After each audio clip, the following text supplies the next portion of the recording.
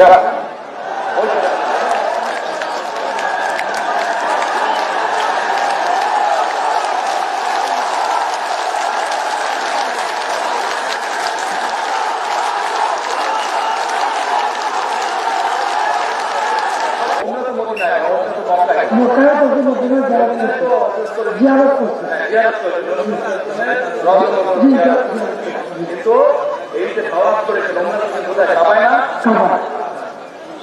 আপনারা সবাই শুনতে পাচ্ছেন আমার কথা?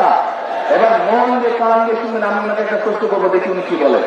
আচ্ছা ওরূপে বলেন তো আমাকে, এই যে কাবায় আপনি গেছেন, আল্লাহর ঘর না ওটা? ওটা আল্লাহর ঘর। আচ্ছা ওটার মালিককে বলেন? কিসের মালিক? আল্লাহ। দুনিয়ার মালিক আল্লাহ, কাবার মালিক আল্লাহ, কাবার মালিক আল্লাহ, দুনিয়ার মালিক আল্লাহ, আমাদের মালিক আল্লাহ, আমাদের মালিক আল্লাহ, নিজেদের মালিক আল্লাহ, সব কিছুর মালিক আল্লাহ। ঠিক আছে কথা? কথা ঠিক আছে? তার মানে এই দুনিয়া, এই যে সূর্য, এই যে চাঁদ উঠতে একটু পরে, চাঁদ সূর্য পৃথিবী যাই দেখি আমরা, সকল কিছুর মালিক কে? আল্লাহ রাব্বুল আলামিন হচ্ছে সকল কিছুর মালিক। আমরা কি দেখছি?